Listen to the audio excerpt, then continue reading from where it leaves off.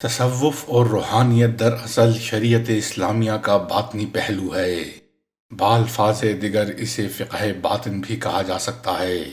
حضرات صوفیاء کرام نے قرآن مجید کے تصور تزکیہ اور حدیث شریف کی اصطلاح احسان کو بنیاد بنا کر انسانی طبیعت اور مزاج کی اصلاح کے لیے تزکیہ نفس اور تصفیہ قلب کی راہ اپنائی ہے، اور امت مسلمہ صدیوں سے اس راہ صادق و صفا پر گامزن ہو کر فلاح و نجات کی منازل طے کر رہی ہے۔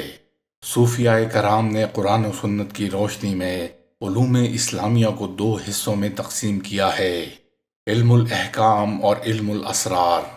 صرف علم الاحکام یعنی مسائل فضائل شریعہ تک محدود رہنے والے علماء، محدث، فقیہ، مفتی اور مجتہد وغیرہ کہلائے، اور محض علم الاسرار کی وادیوں میں گم رہنے والے درویش، صوفی، ابدال اور اقطاب وغیرہ کے القاب سے جانے جاتے ہیں۔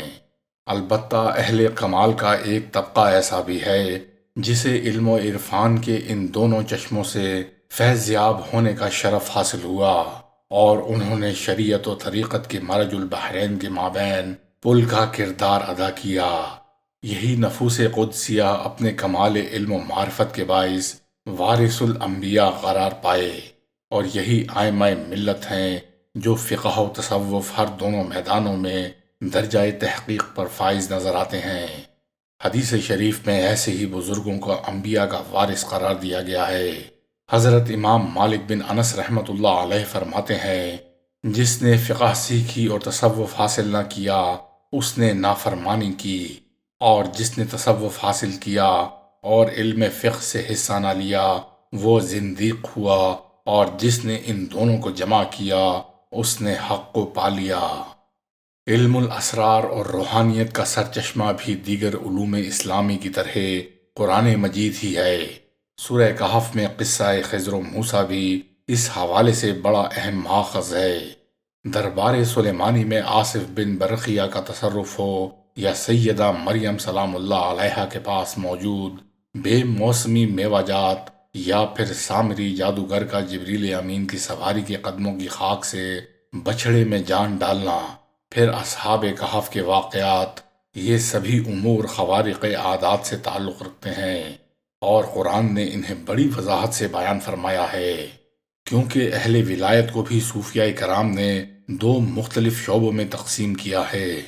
ایک کا تعلق تشریعی امور سے ہے اور دوسرے کا تکوینی امور سے، یعنی ایک طبقہ اہل دعوت و ارشاد کا ہے اور دوسرا گروہ اہل تصوف و اختیار کہلاتا ہے۔ ان میں سے اول الذکر قطب الارشاد کے تابع ہوتا ہے، اور دوسرا قطب مدار کے زیر نگرانی خدمات سر انجام دیتا ہے۔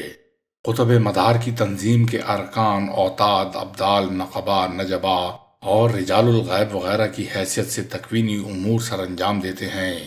ان امور کو اصطلاح میں خرق و غرق، احیاء و امارت اور تفریق و ترزیق کہا جاتا ہے، جبکہ آسان زبان میں جنگ و امن، عذاب و سزا، بارش و طوفان، فتح اور شکست، حکومت و اقتدار اور انسانی معاشرت سے متعلق دیگر انتظامی معاملات کا طے پانا ایسے ہی اہل باطن کے روحانی تصرف سے وابستہ ہوتا ہے۔ جیسا کہ ارشاد باری تعالیٰ ہے، زمین و آسمان کے لشکر اللہ ہی کے ہیں۔ حضرت امام قرطبی رحمۃ اللہ علیہ اس کی تفسیر میں حضرت ابن عباس رضی اللہ تعالی عنہ کے حوالے سے لکھتے ہیں، آسمانی لشکروں سے مراد ملائکہ اور زمینی لشکروں سے مراد اہل ایمان ہیں۔ امام جلال الدین سیوطی رحمۃ اللہ علیہ اپنی تفسیر الدر المنشور میں بحوالہ ابن عباس رضی اللہ تعالی عنہ نقل فرماتے ہیں، روحیں اللہ کے لشکروں میں سے ایک لشکر ہیں۔ حضرت جنید بغدادی رحمۃ اللہ علیہ نے تذکرہ اولیاء کرام کو بھی جند اللہ فرمایا ہے۔ آپ کا ارشاد گرامی ہے، مشائخ کرام کی حکایات و واقعات بھی اللہ کے لشکر ہیں۔ سورہ نازعات کی آیت نمبر 5 کے تحت مفسرین کرام لکھتے ہیں، امور کی تدبیر کرنے والے یعنی ملائکہ کرام، اللہ کے بہت سے فرشتے کائنات کے تکوینی امور کی انجام دہی پر بھی مامور ہیں۔ بارش اور رزق رسانی، وحی اور امور روحانی، قبض ارواح وغیرہ یہ سب کام فرشتے اللہ کے حکم سے سر انجام دیتے ہیں، اور ان تمام تدابیر کی نسبت مجازاً فرشتوں ہی کی طرف کی جاتی ہے، جبکہ مدبر حقیقی ذات باری تعالیٰ ہے۔ سابقات سابحات بھی اس کے عطا کردہ امور میں مصروف رہتے ہیں۔ چنانچہ سورہ بقرہ کی آیت نمبر 251 کے تحت امام قرطبی علماء کا اختلاف بیان کرتے ہیں۔ وہ فرماتے ہیں کہ اس سے مراد ابدال ہیں اور وہ 40 مرد ہیں۔ جب ان میں سے ایک وفات پا جاتا ہے تو اللہ دوسرے کو اس کی جگہ معمور فرماتا ہے۔ قیامت کے نزدیک یہ سب وفات پا جائیں گے۔ ان میں سے 22 شام میں اور 18 عراق میں ہوتے ہیں۔ حضرت علی رضی اللہ تعالی عنہ سے مروی ہے کہ آپ نے فرمایا، میں نے رسول اللہ صلی اللہ علیہ وسلم کو فرماتے سنا، یقیناً ابدال شام میں ہوں گے اور وہ 40 مرد ہوں گے۔ جب کبھی ان میں سے ایک فوت ہوگا تو اللہ تعالیٰ اس کی جگہ دوسرے کو متعین فرمائے گا۔ ان کی برکت سے بادل بارش برسائیں گے اور ان کے طفیل دشمنوں پر فتح دی جائے گی اور ان کے صدقے زمین والوں کی بلائیں ٹال دی جائیں گی۔ امام قرطبی بحوالہ نوادر الاصول الحکیم الترمذی میں لکھتے ہیں کہ حکیم ترمذی نے نوادر میں حضرت ابو درداء رضی اللہ تعالی عنہ سے روایت کیا ہے، بے شک انبیاء کرام زمین کے اوتاد یعنی ستون تھے۔ جب نبوت کا سلسلہ ختم ہوا تو اللہ تعالیٰ نے ان کی جگہ بطور متبادل امت محمدیہ علی صاحب الصلاۃ و تسلیمات میں سے ایک قوم کو مقرر فرمایا، جنہیں ابدال کہتے ہیں۔ انہیں کثرت صوم و صلات کے باعث لوگوں پر فضیلت نہیں ملی، بلکہ حسن اخلاق، صدق و تقوی، حسن نیت، عامت المسلمین کی خیر خواہی، اللہ کی رضا کے لیے نصیحت و واعظ، صبر و حلم، دانش مندی اور ذلت سے پاک عاجزی کے باعث انہیں یہ مقام حاصل ہوا۔ یہ لوگ انبیاء کے نائب ہیں۔ یہ قوم وہ ہے جسے اللہ نے اپنے لیے چن لیا اور اپنے علم میں انہیں اپنے لیے خاص کر لیا ہے۔ یہ 40 صدیقین ہیں۔